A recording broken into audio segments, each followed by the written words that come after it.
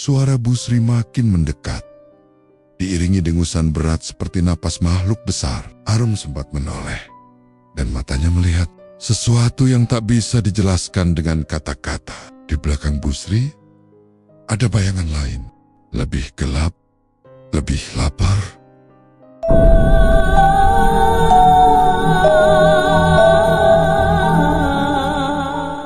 Pabrik tahu itu berdiri megah di pinggiran kota Pekalongan, tidak jauh dari perbatasan kawasan industri dan permukiman penduduk. Bangunannya besar dan tampak selalu sibuk. Bahkan ketika malam mulai turun dan udara menjadi lembab, asap putih mengepul dari cerobongnya, menyatu dengan kabut tipis yang menggantung di udara. Suara mesin berdengung pelan. Sesekali terdengar teriakan mandor dan derap kaki karyawan yang sibuk membawa cetakan, tahu atau ember besar berisi kacang kedelai. Pabrik itu milik Haji Mukhlas, seorang pengusaha kaya yang sangat dihormati oleh warga. Orang-orang mengenalnya sebagai tokoh dermawan, sering membagikan sembako, menyumbang pembangunan masjid, bahkan memberi beasiswa pada anak-anak yatim. Namanya harum, terutama di kalangan santri dan tokoh agama. Ia kerap muncul di pengajian besar, duduk di barisan depan, mengenakan jubah putih dan kopiah haji, mengilap. Tapi di balik semua itu, ada bisik-bisik tak terdengar yang mengalir dari mulut ke mulut, terlalu samar untuk dibuktikan, namun cukup kuat untuk menanamkan rasa curiga yang gelap. Aldi, pemuda berusia 19 tahun yang baru saja lulus SMA, merasa beruntung saat diterima bekerja di sana. Sudah lama ia menganggur dan ikut ibunya membantu jualan di pasar. Sejak ayahnya meninggal, Aldi menjadi tulang punggung keluarga, dan pekerjaan di pabrik tahu itu seperti jawaban dari doanya selama ini. Gajinya lumayan, jauh di atas UMR, bahkan ia mendapat jatah makan 2 kali dan tempat tinggal di mes belakang pabrik. Hari pertamanya berjalan lancar. Ia ditugaskan di bagian pencucian kacang kedelai bersama 3 pekerja lain yang lebih tua. Mereka semua terlihat biasa saja. Namun Aldi merasakan keanehan sejak langkah pertamanya melewati gerbang pabrik. Udara di sekitar tempat itu terasa berbeda, bukan sekadar bau khas kedelai atau limbah tahu, melainkan ada aroma aneh, seperti bau amis yang disembunyikan di balik uap panas dan aroma rebusan. Setiap sudut pabrik itu tampak hidup, nyaris terlalu hidup. Pekerja mandar-mandir dengan wajah kosong, seperti robot yang bergerak karena dipaksa. Tak banyak yang berbicara, dan jikapun ada, mereka hanya menyinggung soal kerjaan. Aldi mencoba menyapa beberapa orang, tapi sapaan itu hanya dibalas anggukan, singkat, seolah mereka terbiasa diam. Yang paling aneh adalah kehadiran Haji Mukhlas sendiri. Ia sering datang ke pabrik, tapi tidak pernah terlihat masuk ke ruang produksi. Ia hanya berdiri di lantai atas, di balik kaca besar ruang kantornya, mengamati pekerja-pekerjanya dari atas seperti raja yang mengawasi budaknya. Kadang, Aldi merasa pandangan pria itu terlalu tajam. Meski jaraknya jauh, pandangan yang dingin dan tak berperasaan.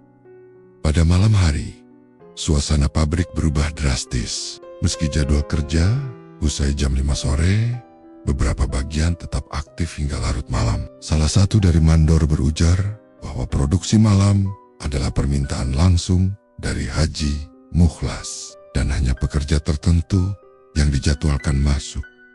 Anehnya, siapa saja yang bekerja malam hari selalu berbeda-beda, dan tidak ada yang pernah mau membicarakannya. Keesokan harinya, beberapa dari mereka tampak lebih pucat atau malah tidak masuk kerja selama beberapa hari setelahnya. Aldi sempat melihat seorang pria tua yang bekerja sebagai tukang bersih-bersih, tengah berdiri di ujung lorong malam itu, ketika ia tak sengaja kembali ke pabrik untuk mengambil dompetnya yang tertinggal. Pria tua itu menatap kosong ke arah tangga menuju ruang bawah, lalu berbisik sendiri dengan suara pelan, hampir tak terdengar. Aldi mendekat, dan suara itu menjadi lebih jelas. Satu lagi, tinggal satu. Sudah waktunya.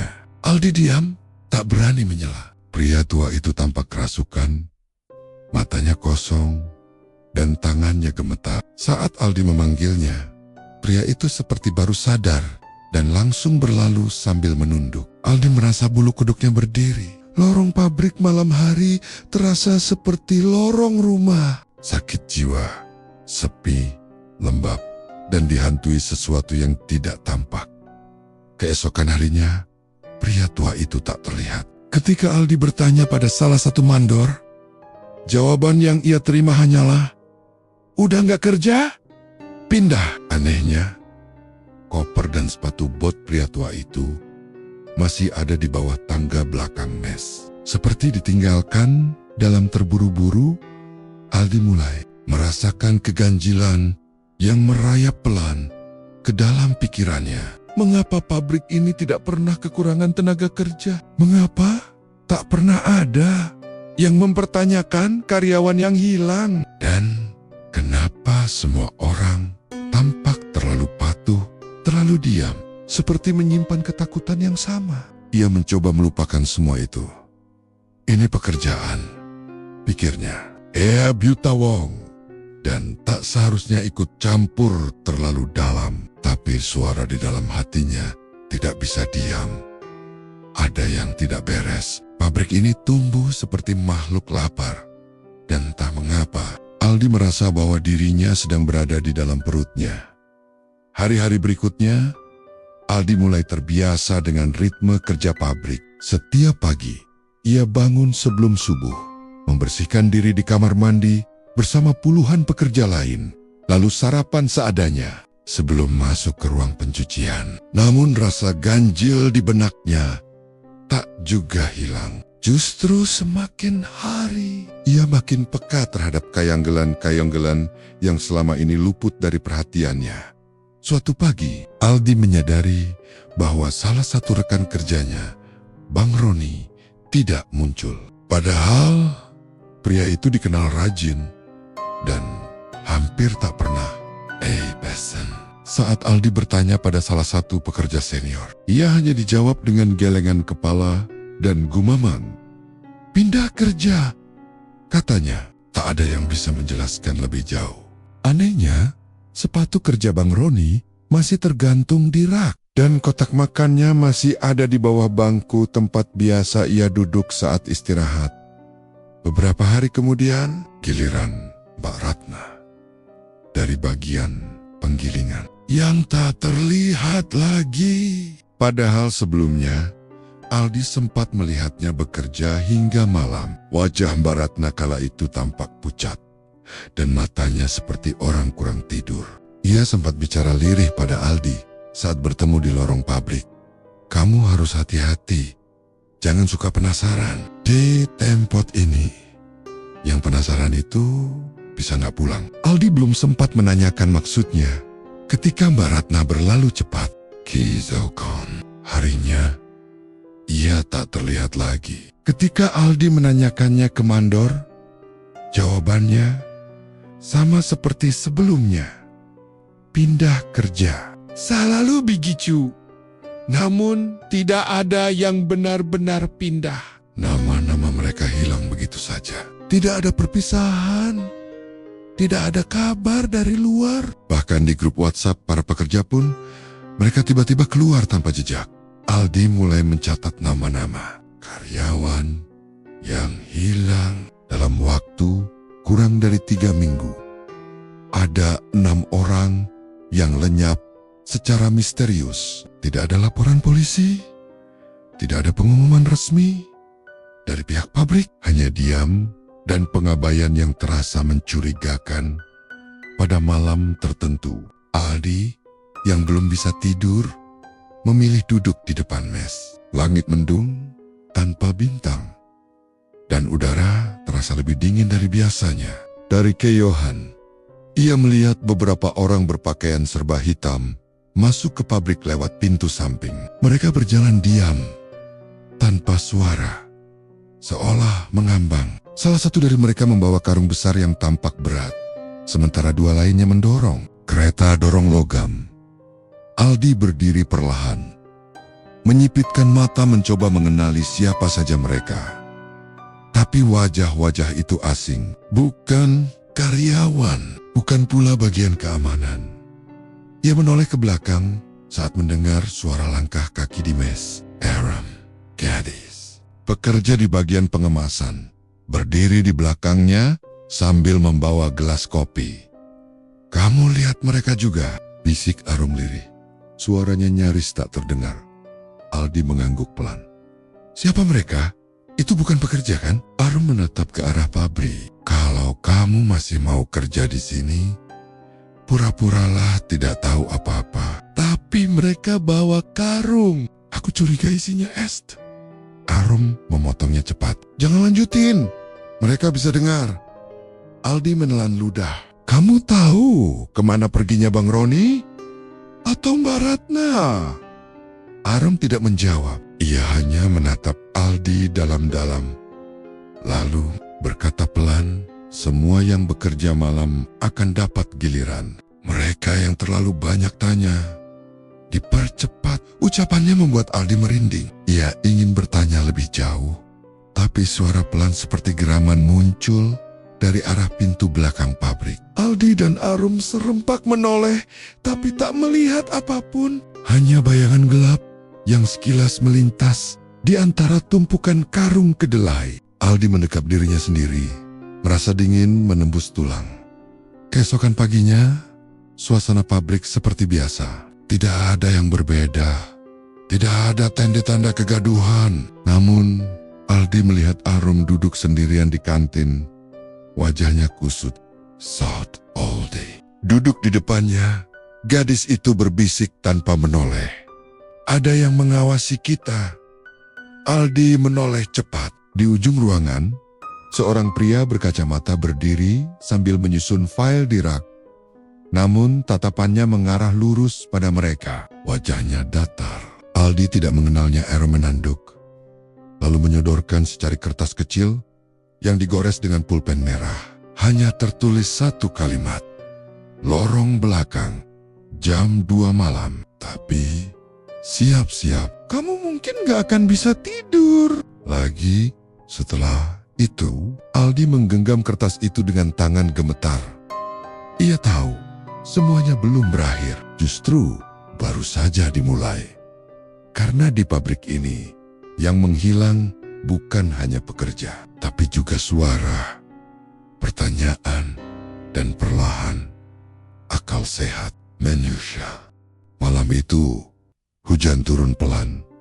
Gerimis rapat membasahi halaman belakang pabrik tahu. Jam di ponsel Aldi menunjukkan jam 1:47. Ia berdiri di balik tembok dekat tumpukan kayu bakar, menunggu detik-detik menuju janji yang dituliskan Arum di secarik kertas kemarin siang. Sekuat tenaga ia menahan rasa gugup. Matanya tak henti menatap pintu belakang dapur produksi yang tertutup rapat dan tampak tak berpenghuni. Lampu di dalamnya menyala temaram, tapi tak ada suara. Bahkan suara mesin pun mati total sejak pukul 11. Jam 2 tepat, pintu dapur belakang perlahan terbuka, menimbulkan derit yang panjang dan dingin. Arum muncul dari dalam, mengenakan jaket hitam dan membawa senter kecil. Ia memberi isyarat agar Aldi masuk cepat. Aldi mengangguk dan bergegas menyusulnya, menutup pintu perlahan di belakang mereka. Begitu masuk, suasana langsung berubah, hangat. Tapi bukan karena kenyamanan. Ruangan itu terasa lengket, seperti dilumuri uap panas yang mengandung darah dan sesuatu yang busuk. Ruang dapur itu biasanya ramai saat produksi siang, penuh karyawan dan suara dentingan logam serta uap rebusan. Tapi malam itu, tak ada siapapun. Hanya ada suara tetesan air dan dengusan samar dari arah dinding belakang. Arum melangkah pelan menuju sudut ruangan, membuka rak aluminium besar yang terlihat seperti penyimpanan bumbu. Namun ketika rak itu digeser, muncul celah sempit mengarah ke bawah. Tangga tua dari besi berkarat menurun ke ruang gelap di bawah lantai. Ini bawah tanah, bisik Aldi. Suaranya tercekat. Arum mengangguk. Nggak semua orang tahu tempat ini ada. Bahkan sebagian mandor pun nggak tahu. Tanpa banyak bicara, mereka menuruni tangga. Bau menyengat langsung menyambut mereka. Bukan bau tahu basi, tapi aroma amis yang kuat, seperti darah yang membusuk, bercampur uap kedelai. Langkah kaki mereka bergema di antara dinding bata tua yang rembesan airnya membentuk pola-pola aneh. Lampu senter Arum bergetar sedikit saat ia menunjuk ke sebuah pintu kayu lapuk di ujung lorong. Aldi membukanya perlahan dan di balik pintu itu, ia melihat sesuatu yang membuat tubuhnya lemas. Ruang itu kecil, tapi dipenuhi benda-benda aneh. Di tengah ruangan, ada altar rendah dari batu, dilapisi kain mori yang penuh bercak merah tua. Di atasnya ada kendi besar berukir dengan penutup dari kulit yang dijahit kasar. Di sekelilingnya berjajar patang-patang kecil dari tanah liat dengan wajah manusia yang seolah sedang berteriak.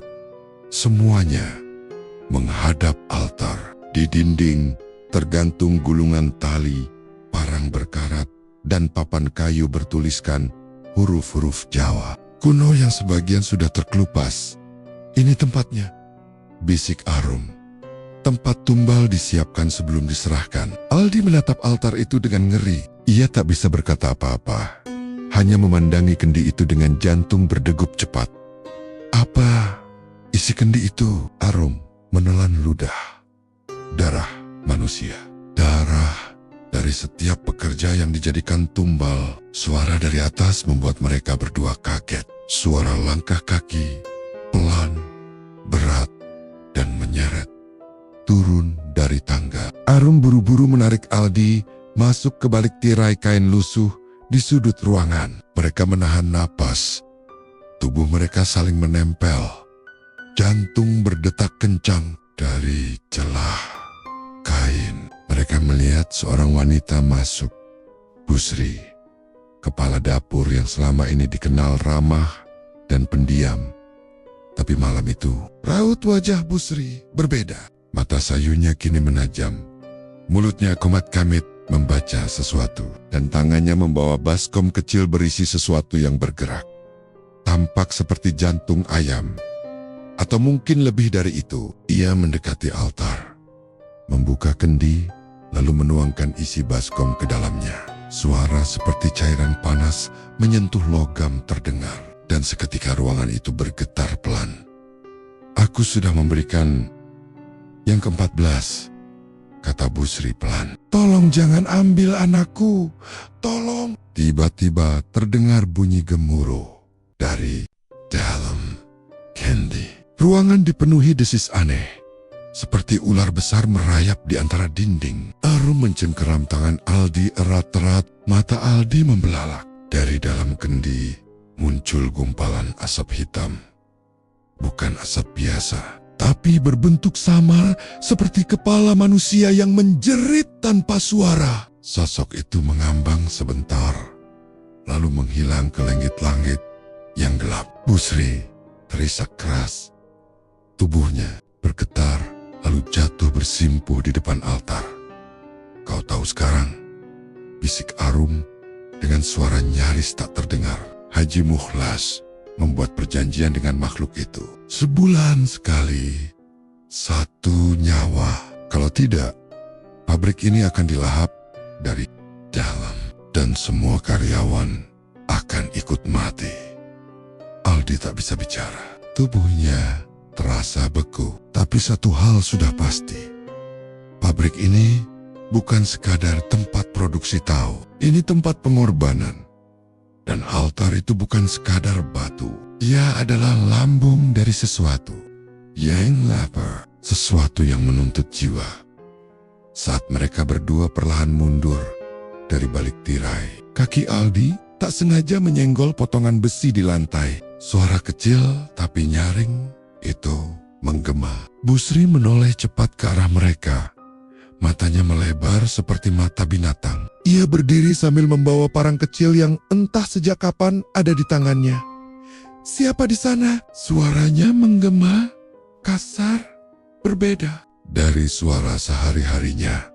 Arum menarik Aldi dan berlari keluar ruangan. Nafas mereka memburu.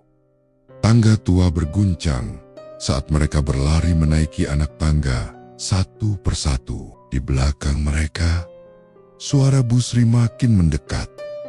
Diiringi dengusan berat seperti napas makhluk besar, Arum sempat menoleh dan matanya melihat sesuatu yang tak bisa dijelaskan dengan kata-kata. Di belakang Busri, ada bayangan lain, lebih besar, lebih gelap, lebih lapar. Begitu sampai di dapur, Arum langsung menutup kembali pintu rahasia dan mendorong rak ke tempat semula. Mereka lari keluar, kembali ke mes tanpa bicara sepatah kata pun. Di dalam kamar mes, Aldi duduk di lantai. Matanya kosong. Ia menatap tangannya yang gemetar. Tak ada suara. Hanya hujan yang masih turun perlahan di luar. Tapi dalam diam itu, ia tahu satu hal. Waktunya sudah dekat. Dan tumbal berikutnya bisa jadi dirinya. Hujan masih belum berhenti. Sejak semalam, langit Pekalongan tertutup awan kelabu sejak pagi. Seolah kota ini sedang diselimuti kabut kutukan yang tak ingin pergi. Aldi tidak masuk kerja hari itu. Badannya lemas. Tapi bukan karena sakit fisik. Kepalanya terus memutar ulang kejadian semalam. Wajah Busri yang berubah. Kendi berisi darah. Suara mendesis dari dalam altar. Dan bayangan hitam yang muncul di belakangnya. Bayangan itu tak berbentuk jelas. Tapi entah bagaimana, ia tahu makhluk itu bukan dari dunia ini. Arum juga tidak masuk. Kamar mesnya terkunci sejak pagi. Aldi sempat menggedor pelan. Tapi tak ada jawaban. Ia tak berani memaksa. Menjelang sore, Aldi memutuskan keluar sebentar ke warung depan gang untuk membeli makanan. Di jalan kecil yang mengarah ke gerbang pabrik, ia melihat dua orang petugas keamanan sedang berdiri kaku. Wajah mereka pucat, salah satunya menunjuk ke dalam pabrik. Dan Aldi pun menoleh secara refleks. Sebuah ambulans parkir di halaman tengah. Di belakangnya, para pekerja berkumpul dengan wajah cemas. Beberapa bisik-bisik, tapi suara mereka tenggelam dalam hujan. Aldi mendekat perlahan, mencuri dengar. Ketemu di saluran air belakang, bisik salah satu pekerja wanita. Tenggolnya putus, bukan cuma putus, kepalanya pun, bisik yang lain sebelum suara mereka terpotong oleh teriakan satpam. Aldi langsung mundur dan menjauh. Ia tidak perlu mendengar sisanya. Dalam hatinya, ia sudah tahu siapa yang mereka bicarakan. Bu Tri, tubuhnya ditemukan pagi itu tak utuh. Tak ada saksi, tak ada pelaku, dan tidak ada yang benar-benar mau mencari tahu. Aldi hanya berdiri di kejauhan, menatap ambulans itu pergi membawa tubuh yang dulu dikenal sebagai kepala dapur. Orang yang diam-diam menjaga keseimbangan antara dunia manusia dan dunia makhluk kelam.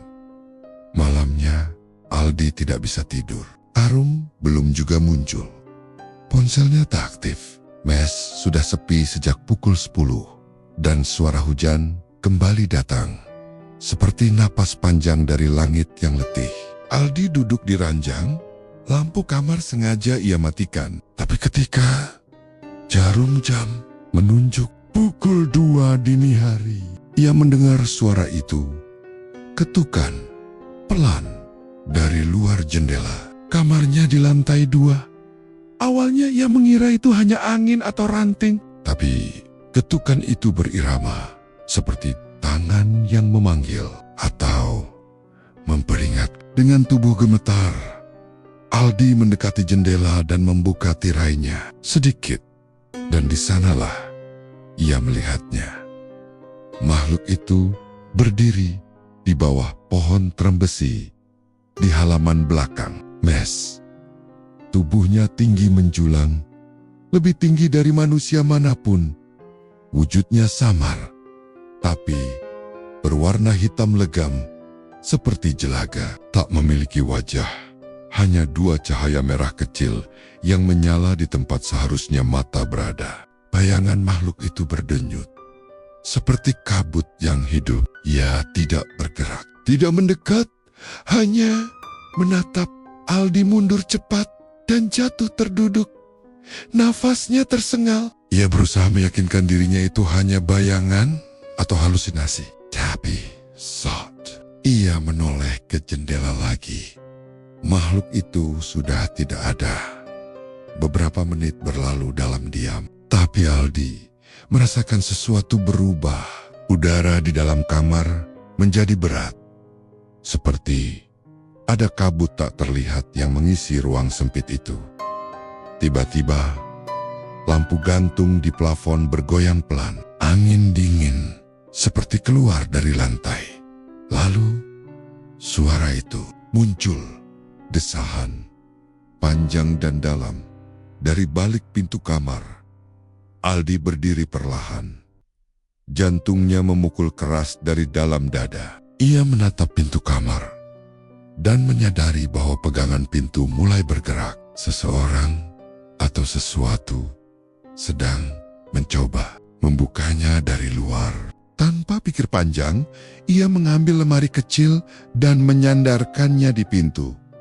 Namun, suara dari balik pintu berubah menjadi sesuatu yang lebih mengerikan. Tangisan, seperti suara anak kecil. Tapi ditarik panjang, menyayat telinga.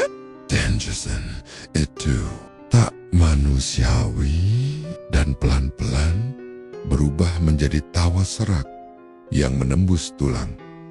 Aldi menutup telinganya dan merunduk di pojok kamar. Ia tak bisa bergerak, tak bisa berpikir.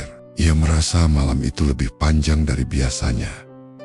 Dunia seperti berhenti berdetak. Hanya ada dia, pintu itu, dan makhluk yang menunggu di baliknya. Menjelang subuh, suara itu berhenti. Matahari perlahan muncul dari balik awan gelap. Lampu gantung berhenti bergoyang. Pegangan pintu tak lagi bergerak, tapi Aldi tetap tak berani bangun hingga suara azan subuh terdengar dari kejauhan. Dan saat azan itu berkumandang, ia mendengar sesuatu di luar. Kamarnya melolong, seperti makhluk yang terbakar. Hari itu, Aldi turun dari kamarnya dengan tubuh lemas. Wajahnya pucat, dan matanya cekung seperti orang tak tidur 3 hari. Ketika ia sampai di kantin, Arum sudah menunggunya. Ia juga terlihat kelelahan, namun wajahnya tetap tegas. "Kita harus bicara," katanya pelan. Aldi mengangguk. Aduh, tak ada jalan kembali. Makhluk itu sudah melihatnya, dan satu-satunya cara untuk selamat adalah menghadapi semua rahasia yang telah terkubur dalam perut pabrik ini.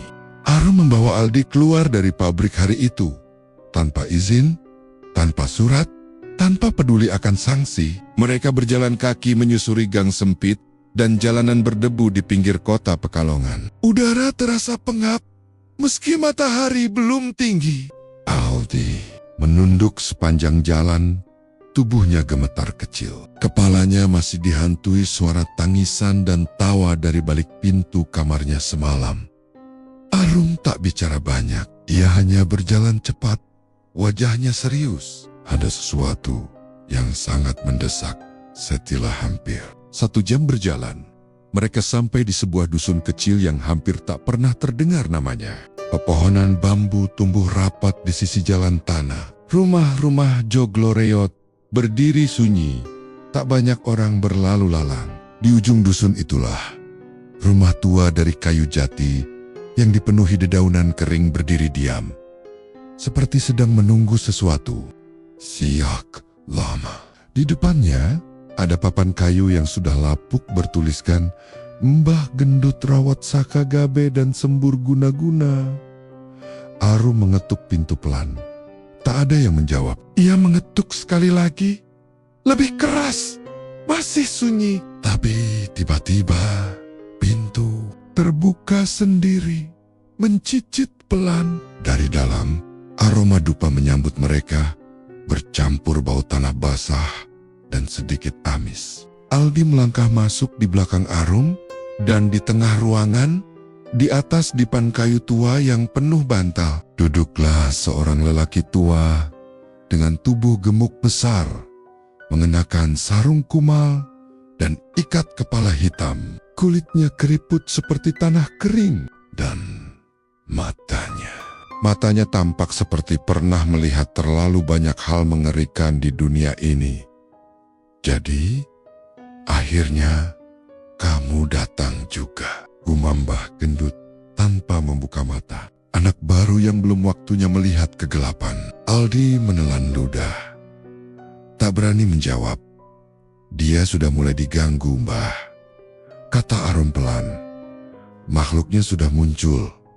Semalam, Mbah Gendut mengangkat tangan gemuknya, memberi isyarat agar mereka duduk. Ia membuka mata perlahan dan menatap Aldi dalam-dalam. Sorot matanya seperti menelanjangi jiwanya, membuat Aldi merasa tak punya kulit.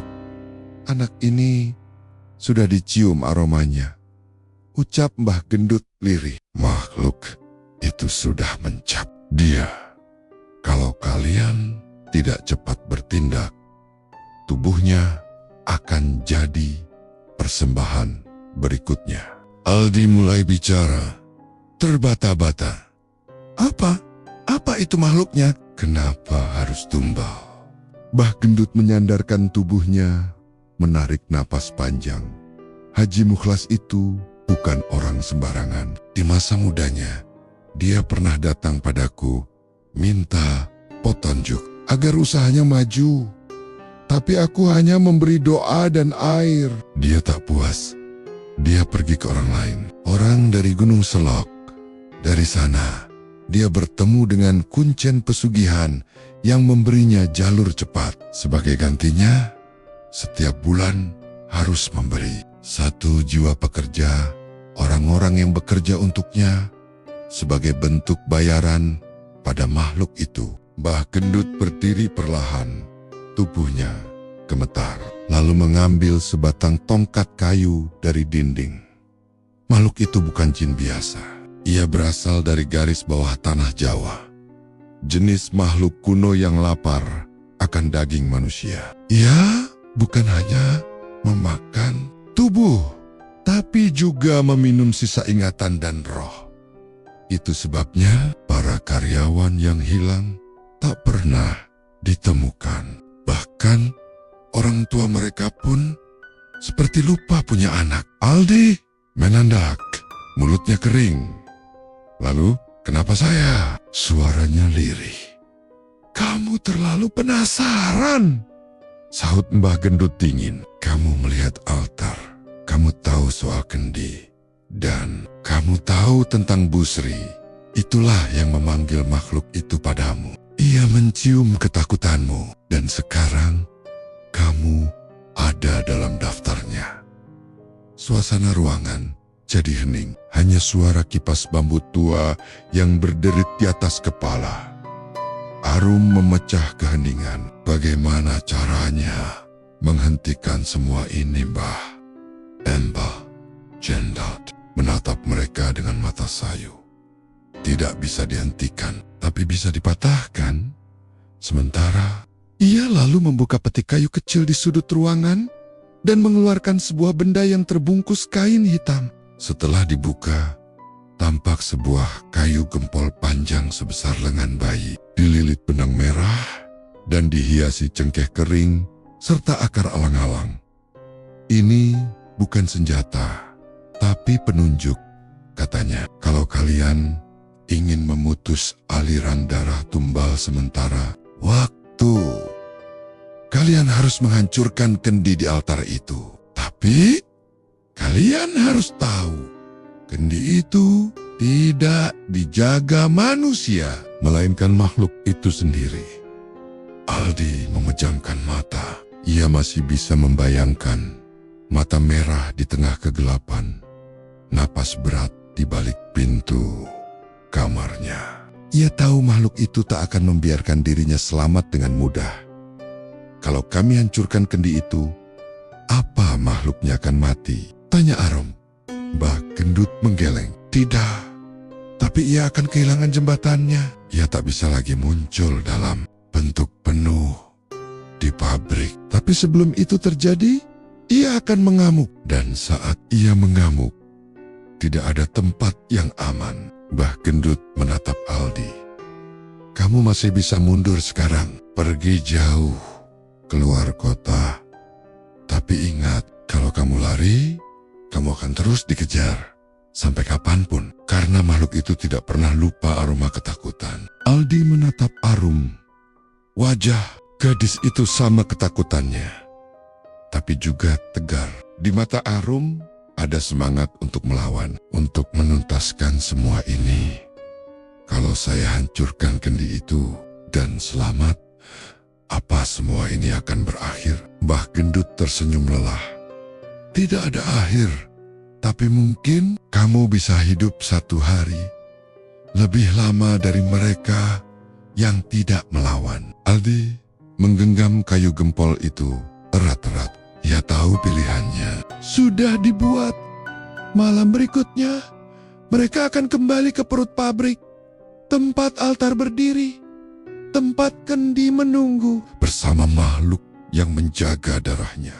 Malam turun dengan lebih gelap dari biasanya. Langit mendung tanpa bulan, hanya angin yang membawa bau amis yang menusuk hidung. Aldi dan Arum berdiri di depan gerbang pabrik yang terkunci rapat. Namun Arum dengan gerakan cekatan membuka sebuah pintu kecil di samping yang biasa dipakai pekerja shift malam. Mereka masuk pelan-pelan. Langkah mereka menyusuri lorong pabrik yang sepi. Hanya terdengar tetesan air dari atap bocor dan suara mesin yang mati, tapi seperti masih berdengung. Di tangan Aldi, kayu gempol, pemberian Mbah Gendut tergenggam erat. Napasnya berat, matanya tak lepas dari sekeliling. Ia tahu sesuatu sedang mengintai mereka sejak mereka melangkah masuk alternaya di ruang bawah. Dekat ruang fermentasi, bisik Arum.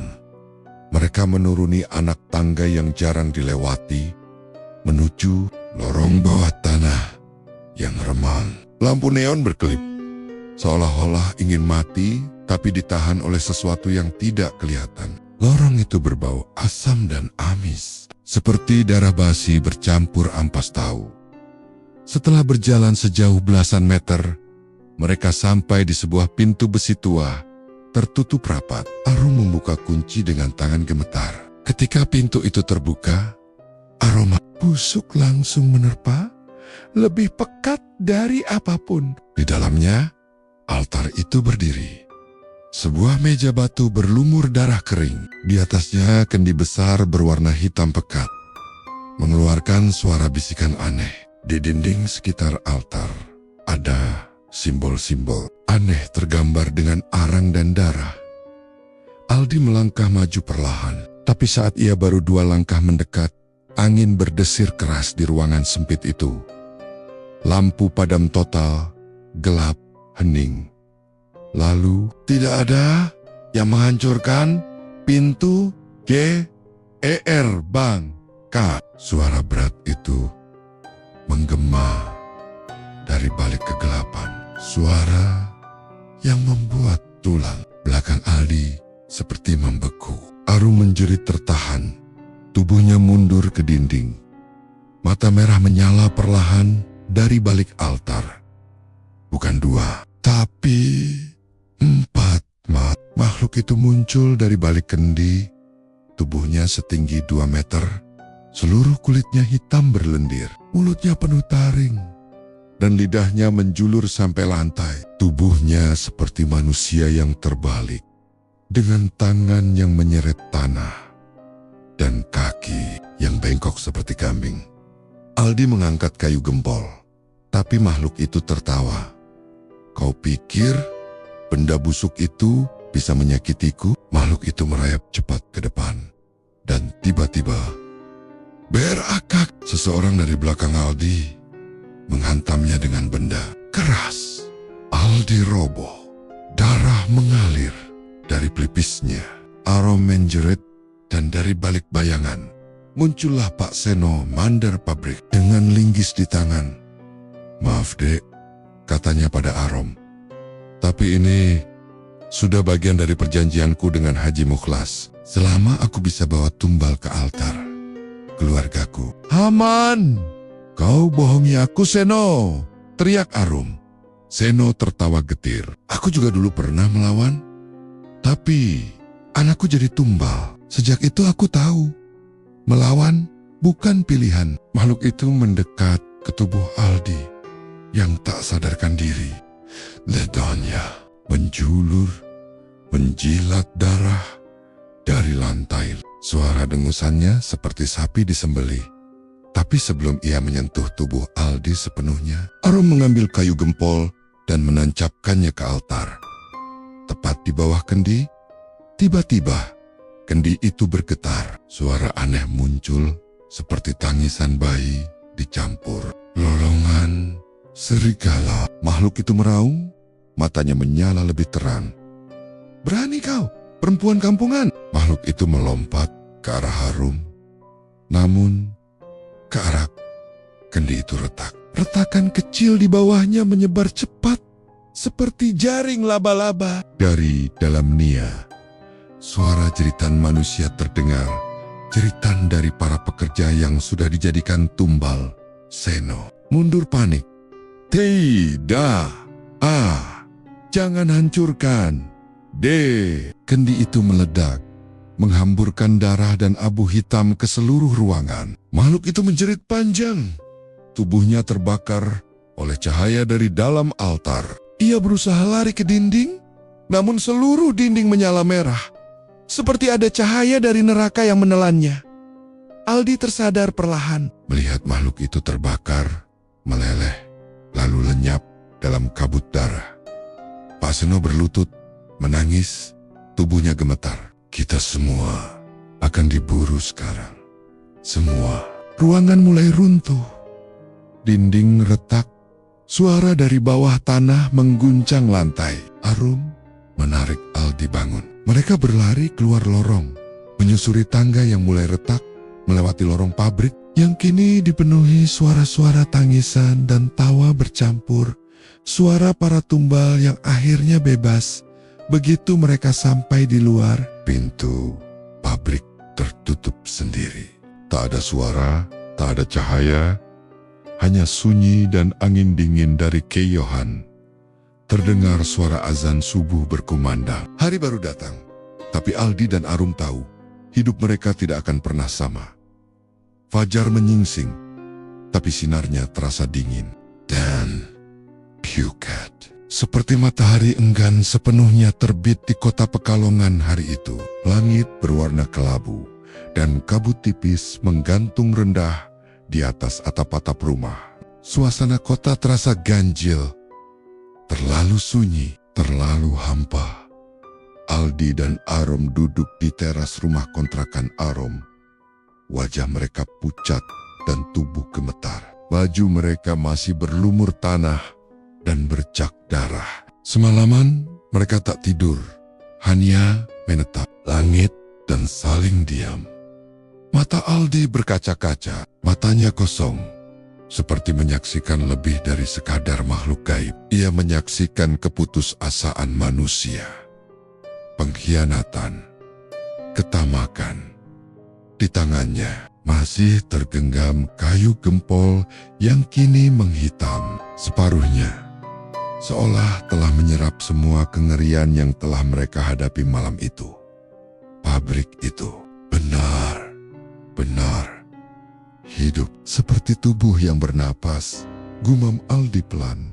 Arom hanya mengangguk, air matanya menetes perlahan. Ia kehilangan banyak hal. Rekan kerja, kepercayaan, rasa aman. Namun ketenangan itu hanya sementara. Sekitar pukul 7 pagi, Suara sirine ambulan dan mobil polisi mendadak meraung di kejauhan. Tak lama, berita menyebar cepat. Pabrik tahu Haji Mukhlas meledak dini hari tadi. Beberapa warga yang rumahnya berdekatan melaporkan mendengar suara jeritan seperti ribuan orang. Diikuti dengan ledakan yang membuat kaca rumah pecah. Ketika polisi datang pagi itu, mereka menemukan reruntuhan pabrik yang hangus dan benda-benda tak bisa dijelaskan secara logis. Ada bekas cakaran raksasa di dinding yang belum runtuh.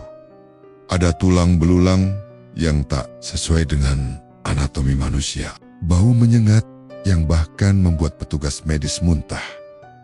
Dan yang paling membuat geger, mayat Pak Seno ditemukan di ruang administrasi. Duduk bersila dengan mata terbuka lebar dan lidah menjulur panjang sampai lantai. Mulutnya tersenyum kaku, seolah ia melihat sesuatu yang terlalu mengerikan hingga membuatnya membeku selamanya. Aldi dan Arum tahu Pak Seno tidak ikut terbakar. Ia kembali. Tapi bagaimana? Bukankah ia berada di ruang altar saat ledakan terjadi? Beberapa hari setelah kejadian itu, polisi mulai menyelidiki. Namun mereka tak menemukan berkas pendaftaran legal pabrik itu. Bahkan, nama Haji Mukhlas tidak tercatat dalam daftar warga sejak 3 tahun terakhir. Mustahil. Dia ada di pengajian. Daya Bangun Masjid. Teriak beberapa warga yang masih tidak percaya. Namun makin banyak yang muncul ke permukaan. Beberapa warga mengaku sering melihat Haji Mukhlas mengadakan ritual aneh tengah malam, memakai sarung dan peci putih, berjalan sendirian ke belakang pabrik dengan kendi besar di tangan. Seorang tukang becak bahkan mengaku pernah melihat Haji Mukhlas berbicara sendiri di kebun bambu, seperti sedang bernegosiasi dengan sesuatu yang tak kasat mata. Kabar miring menyebar, desas-desus tentang pesugihan mulai bergaung di kota kecil itu. Tapi lebih dari itu, ketakutan yang menyebar perlahan karena sejak pabrik itu runtuh, satu persatu keluarga dari mantan karyawan pabrik mulai mengalami kejadian aneh. Seorang anak dari keluarga pekerja mendadak lumpuh setelah mengigau keras semalaman. Seorang ibu ditemukan tak sadarkan diri di dapur dengan lingkaran merah di sekeliling tubuhnya, seperti bekas upacara gaib. Dan malam-malam di Pekalongan berubah. Suara tawa kecil sering terdengar dari gang-gang yang sempit. Padahal tak ada anak-anak bermain. Bau ampas tahu tercium dari tempat yang seharusnya kosong. Beberapa orang mengaku melihat sosok pria berjubah putih berdiri di bawah lampu jalan, menggendong kendi hitam besar. Aldi mulai gelisah. Arum, ini belum selesai. Kendi memang kita hancurkan, tapi bukan berarti ikatannya hilang. Kita hanya memutus satu simpul, tapi tali utamanya masih tertanam. Arum menatap Aldi, bingung. Apa maksudmu? Aldi menatap langit kelabu. Ada yang belum selesai, ada yang lebih besar dari Haji Mukhlas. Pabrik itu cuma pintu kecil, tapi yang ada di balik pintu itu belum tertutup sepenuhnya. Malam itu, Aldi duduk sendiri di kamarnya. Ia membuka buku tua berisi catatan Mbah Gendut. Di halaman terakhir, ada satu kalimat yang baru ia sadari. Jangan cuma membunuh tubuhnya, bunuhlah perjanjiannya. Tangannya gemetar. Aldi sadar, yang mereka hancurkan hanyalah wadah. Tapi perjanjian pesugihan itu masih hidup, dan selama ikatan itu tidak diputus, kota ini akan tetap dihantui. Hujan turun tipis ketika Aldi melangkah sendirian menyusuri jalanan kampung belakang pasar. Suasana muram menyelimuti pagi itu. Ia membawa tas lempang lusuh berisi buku catatan peninggalan Mbah Gendut dan secari kertas peta tua yang ia temukan terselip di halaman terakhir. Peta itu menunjukkan denah lama kawasan pesisir Pekalongan dengan tanda silang merah besar di satu titik. Makam Tiban kuno di lereng Barosari. Tempat itu kini sudah ditutup rapat, dikelilingi tembok tua berlumut, dan tak lagi dikunjungi warga sejak lebih dari 1 dekade. Namun Aldi tahu, kalau memang ingin memutus perjanjian darah pesugihan itu, ia harus kembali ke tempat di mana semua bermula. Sementara itu, Arum sibuk menggali data di kantor kelurahan. Ia menyamar sebagai relawan arsip. Dari tumpukan berkas tua, ia menemukan salinan akta kematian seorang warga bernama Mukhlas bin Darsam. Wafat pada tahun ke-2007. Ea Menggernit. Itu nama asli Haji Mukhlas. Apa mungkin dia sudah mati, tapi hidup kembali karena perjanjian? Gumamnya dengan ngeri. Ia mencocokkan nama itu dengan catatan penduduk dan mendapati bahwa Darsam, ayah Mukhlas, dulu dikenal sebagai dukun pesugihan paling ditakuti di wilayah pesisir. Darsam menghilang secara misterius pada tahun 1984 bersamaan dengan kasus hilangnya beberapa warga kampung nelayan yang tak pernah terpecahkan. Arum mulai menyusun kepingan teka-teki. Darsam melakukan pesugihan Gifs. Mukhlas meneruskannya setelah wafatnya sang ayah. Gifs, pabrik tahu, hanyalah kedok untuk mempersembahkan tumbal Gifs. Perjanjiannya belum terputus. Bahkan setelah tubuh Mukhlas hangus terbakar. Dan di tempat lain, Aldi kini berdiri di depan gerbang makam tua yang nyaris rubuh. Papan kayu lapuk di atas gerbang bertuliskan Samar, Makam Punden Q. Wiryo Diharjo. Tapi catatan Mbah Gendut menyebut tempat ini bukan sekadar makam biasa. Ini adalah tanah perjanjian, tempat di mana darah pertama ditumpahkan untuk memanggil penguasa kegelapan dari dimensi lain. Ia menyalakan senter dan memasuki lorong yang tertutup semak belukar. Semakin dalam, bau anyir darah dan tanah basah makin kuat menyengat. Langkah kakinya terhenti saat ia menemukan batu nisan retak dengan ukiran tulisan kuno yang tak bisa ia baca. Di hadapan batu itu terdapat lubang tanah berdiameter 1 meter. Bekas galian yang tak alami. Aldi membuka catatan Mbah Gendut dan membaca mantra pemutus ikatan. Tiba-tiba, angin kencang menerpa sekeliling, menerbangkan dedaunan kering seperti pusaran kecil. Suara rintihan samar terdengar dari balik pohon-pohon. Suara itu makin keras, berubah menjadi teriakan puluhan orang seperti jeritan dari arwah yang dikorbankan. "Berhenti!" Suara lelaki tua menggema tiba-tiba. Aldi berbalik, terperanjat. Seorang pria kurus, bongkok, mengenakan baju koko putih. Kusam muncul dari balik pepohonan. Matanya merah darah. Wajahnya keriput, tapi masih bisa dikenali. "Itu Haji Mukhlas. Kau pikir bisa memutus apa yang sudah kami bangun 3 generasi?" serunya. Aldi menggenggam batu dari tanah dan bersiap. "Semua ini tidak akan berhenti sampai kau juga menjadi bagian dari tumbal berikutnya," lanjut Haji Mukhlas. Tubuhnya mulai bergetar dan perlahan berubah.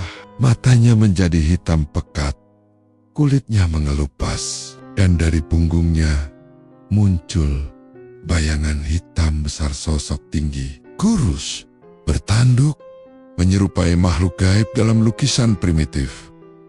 Aldi membaca mantra dari buku itu dengan cepat, menggenggam darah dari jari yang ia potong sendiri dengan silet, lalu meneteskan darah ke atas tanah makam. Tiba-tiba, tanah berguncang hebat. Lubang di hadapannya menyemburkan asap pekat dan api kecil. Bayangan hitam di belakang Mukhlas berteriak panjang. Suara yang menggema sampai ke kampung terdekat. Haji Mukhlas memekik. Tubuhnya melengkung dan meledak menjadi abu hitam di udara. Lalu semuanya sunyi. Asap menghilang, api padam. Aldi jatuh terduduk, nafasnya terendah. Beberapa detik kemudian, Arum berlari menuruni bukit, membawa berkas tua yang ia temukan. "Aldi, Kau benar, perjanjian itu harus diputus di atas tanah ini, teriaknya. Lalu terdiam saat melihat tanah makam telah hancur sebagian dan asap mengambang perlahan seperti kabut pagi. Mereka berdiri bersama di bawah langit yang kini mulai cerah, namun belum sempat mereka merasa lega. Terdengar suara tawa kecil dari arah pohon tua di dekat gerbang. Aldi dan Arum saling menoleh. Ngeri, di sana berdiri seorang anak kecil berbaju putih lusuh, memegang kendi hitam kecil, tersenyum ke arah mereka. Sudah selesai. Ya, tapi masih ada satu yang tertinggal. Lalu anak itu menghilang, tertelan kabut.